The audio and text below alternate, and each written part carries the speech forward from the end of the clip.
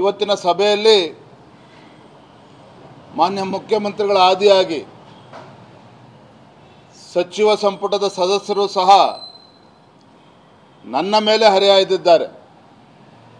ವಿಜಯೇಂದ್ರ ಅವರು ಯಾಕೆ ಹೋರಾಟಕ್ಕೆ ಹೋಗಬೇಕಾಗಿತ್ತು, ರೈತರನ್ನ ಪ್ರಚೋದನೆ ಮಾಡುವ ಕೆಲಸ ನಾವು ಮಾಡಿದ್ದೇವೆ ಅನ್ನುವ ಆರೋಪವನ್ನು ಕೂಡ ನನ್ನ ಮೇಲೆ ಮಾಡಿದ್ದಾರೆ. ನಾನು ತಮ್ಮ ಮುಖೇನ ಮತ್ತೊಮ್ಮೆ ರಾಜ್ಯದ ಗೌರವಾನ್ವಿತ ಮುಖ್ಯಮಂತ್ರಿಗಳನ್ನ ತಿಳಿಸೋದಕ್ಕೆ ಇಚ್ಛೆಪಡ್ತೇನೆ. ಕಬ್ಬು ಬೆಳೆಗಾರರು ರೈತ ಸಂಘ ಹೋರಾಟ ಪ್ರಾರಂಭ ಮಾಡಿದ 5 ದಿನಗಳ ನಂತರದಲ್ಲಿ ನಾವು ಹೋಗಿರುವಂಥದ್ದು. ಯಾವಾಗ ರಾಜ್ಯ ಸರ್ಕಾರ ಈ ಹೋರಾಟ ಪ್ರಾರಂಭ ಆದಾಗ ಎಚ್ಚೆತ್ತುಕೊಳ್ಳಿಲ್ವೋ, 5 ದಿನಗಳು ಕಳೆದರೂ ಸಹ ಉಸ್ತುವಾರಿ ಸಚಿವರಾಗಲಿ, ಸಕ್ಕರೆ ಖಾತೆ ಸಚಿವರಾಗಲಿ, ಯಾವ ಸಚಿವರು ಕೂಡ ಹೋರಾಟದ ಕಡೆ ತಿರುಗೂ ನೋಡಲಿಲ್ವೋ, ಆಗ ನಾವು ಕೂಡ ಅಲ್ಲಿಗೆ ತೆರಳಿ ರೈತರ ಹೋರಾಟಕ್ಕೆ ಬೆಂಬಲ ನೀಡಿರುವಂಥದ್ದು. ನಾವು ಯಾವುದೇ ರಾಜಕೀಯವನ್ನು ಮಾಡುವಂಥದ್ದಾಗಲಿ, ರೈತರಿಗೆ ಪ್ರಚೋದನೆ ಮಾಡುವಂಥದ್ದಾಗಲಿ ನಾವು ಮಾಡಿಲ್ಲ. ನಾನು ಆ ಸಭೆಯಲ್ಲೂ ಕೂಡ ಬಹಿರಂಗವಾಗಿ ಹೇಳಿದ್ದೆ,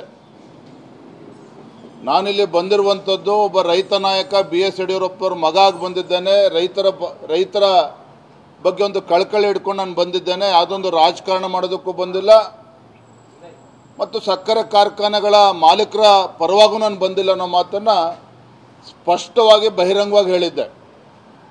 ಹಾಗಾಗಿ ಮತ್ತೊಮ್ಮೆ ಇವತ್ತು ಅದನ್ನು ಮಾನ್ಯ ಮುಖ್ಯಮಂತ್ರಿಗಳಿಗೆ ತಿಳಿಸೋದಕ್ಕೆ ನಾನು ಇಚ್ಛೆ ಪಡ್ತೇನೆ. ಏನಿವತ್ತು ರಾಜ್ಯ ಸರ್ಕಾರ 50 ರೂಪಾಯಿ ಕೊಡಬೇಕು, ಸಕ್ಕರೆ ಕಾರ್ಖಾನೆ ಮಾಲೀಕರು 250 ರೂಪಾಯಿ ಕೊಡಬೇಕು. ತಮಗೆ ಗೊತ್ತಿರಲಿ, ರಾಜ್ಯ ಸರ್ಕಾರಕ್ಕೆ ಪ್ರತಿ ವರ್ಷ ಶುಗರ್ ಫ್ಯಾಕ್ಟ್ರಿಯಿಂದ ಏನು ಎಥನಾಲು, ಮೊಲಾಸಿಸ್, ಪವರ್ ಜನರೇಷನ್ ಆಗ್ತದೆ, ಉಪ ಉತ್ಪನ್ನಗಳಿಂದ ರಾಜ್ಯ ಸರ್ಕಾರಕ್ಕೆ ಪ್ರತಿ ವರ್ಷ 30,000 ಕೋಟಿ ಆದಾಯ ಬರುವಂಥದ್ದು. ಅದರಲ್ಲಿ ಇವತ್ತೇನು 50 ರೂಪಾಯಿ ಅಂತೇಳಿ ಸರ್ಕಾರ ತೀರ್ಮಾನ ಮಾಡಿದ ಸರ್ಕಾರದ ವತಿಯಿಂದ ಕೇವಲ 300 ಕೋಟಿ ರೂಪಾಯಿ ಆಗ್ತಕ್ಕಂಥದ್ದು. It's just 1% of the revenue which state government is getting. 30,000 ಕೋಟಿ ಆದಾಯ ಪ್ರತಿ ವರ್ಷ ಏನು ಬರ್ತದೆ ಉಪ ಉತ್ಪನ್ನಗಳಿಂದ, ಸಕ್ಕರೆ ಕಾರ್ಖಾನೆಗಳಿಂದ, ಅದರಲ್ಲಿ 300 ಕೋಟಿ ಆಗ್ತದೆ, 1% ಆಗ್ತದೆ.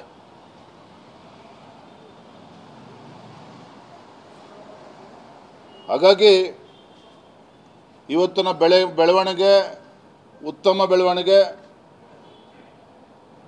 ಏನು ರೈತ ಸಂಘಟನೆಗಳು, ರೈತರು ಪಾಪ ಬೀದಿಗಳದ್ದು ಹೋರಾಟ ಮಾಡ್ತಾ ಇದ್ರು, ಆ ಹೋರಾಟಕ್ಕೆ ಸಂದ ಜಯ ಅನ್ನೋದನ್ನು ಮತ್ತೊಮ್ಮೆ ನಾನು ಹೇಳೋದಕ್ಕೆ ಇಚ್ಛೆಪಡ್ತೇನೆ. ಕೆಲವೊಂದು ಕಾರ್ಖಾನೆಯ ಮಾಲೀಕರು ಹೇಳ್ತಾ ಇದ್ದಾರೆ, ನಾವು ಬಂದಿದ್ದೇ ಬೇರೆ ವಿಚಾರಕ್ಕೆ, ಬಟ್ ಇವರು ತೆಗೆದುಕೊಂಡಂತ ನಿರ್ಣಯವೇ ಬೇರೆ ಅನ್ನೋಂಥ ಮಾತನ್ನು ಹೇಳಿದ್ದಾರೆ. ನಿರಾಣಿ ಅವರು ಸೇರಿದ ನಮ್ಮ ಸಮ್ಮತ ಇಲ್ಲ ಅಂತ ಇಲ್ಲ. ಯಾವ ವಿಚಾರಕ್ಕೆ ಬಂದಿದೆ? 3,300 ರೂಪಾಯಿ ಕೊಡುವ ವಿಚಾರ ನಮಗೆ ಹೊರೆ ಆಗ್ತಾ ಇದೆ.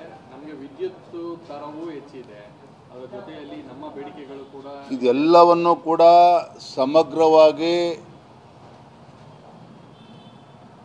ಮುಖ್ಯಮಂತ್ರಿ ನೇತೃತ್ವದ ಈ ಸಭೆಯಲ್ಲಿ ಚರ್ಚೆಗಳು ಆಗಿದ್ದಾವೆ. ಚರ್ಚೆಗಳ ನಂತರದಲ್ಲಿ ಸ್ವತಃ ಮುಖ್ಯಮಂತ್ರಿಗಳೇ ಇದನ್ನು ಪತ್ರಿಕಾಗೋಷ್ಠಿ ಮಾಡಿ ತಿಳಿಸಿದ್ದಾರೆ.